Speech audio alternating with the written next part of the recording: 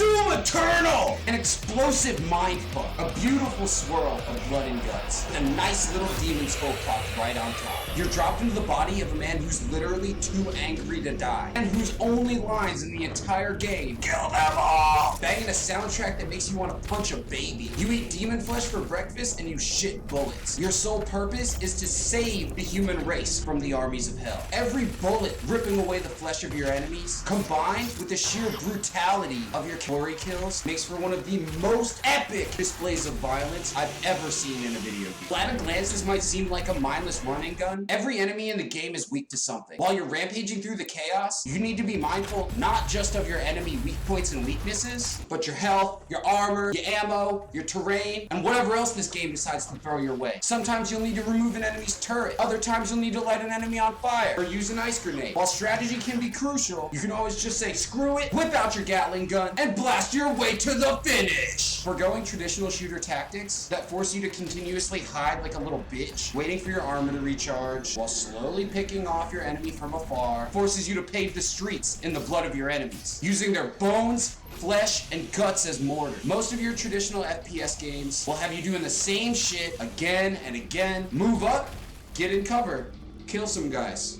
Move up, get in cover, kill some guys. Oh, too many guys, move back. Doom says, fuck this. You need some help? Rip this guy's head off. Ran out of ammo? Well, let me just chainsaw my way through this turd burglar. You herd your enemies into one large group and then run through them, guns blazing. The game equips you with both a blazing red laser sword to one-shot tough enemies and the occasional BFG ammo to clear an entire room instantly. Well, except for this guy.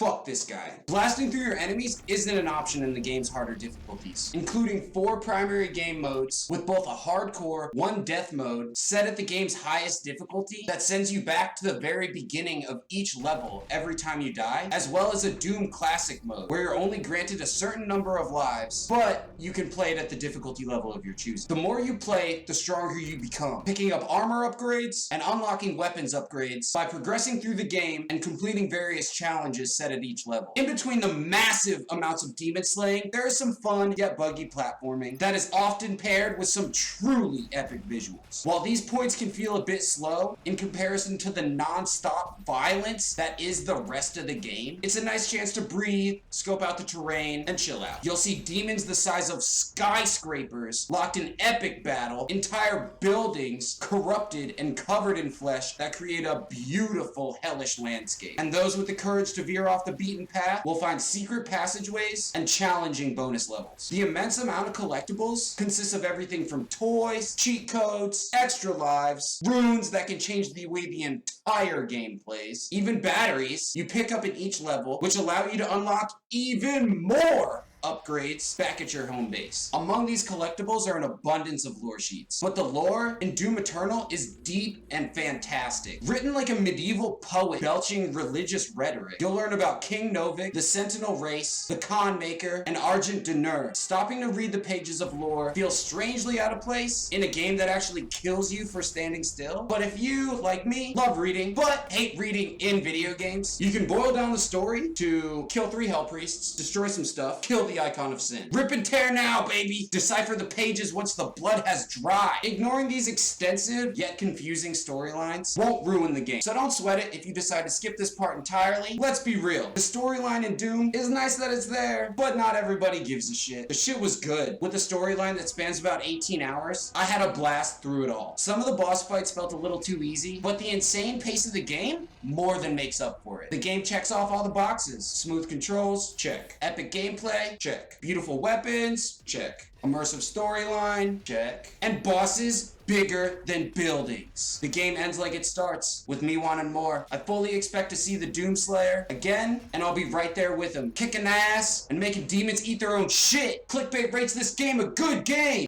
Catch you next time.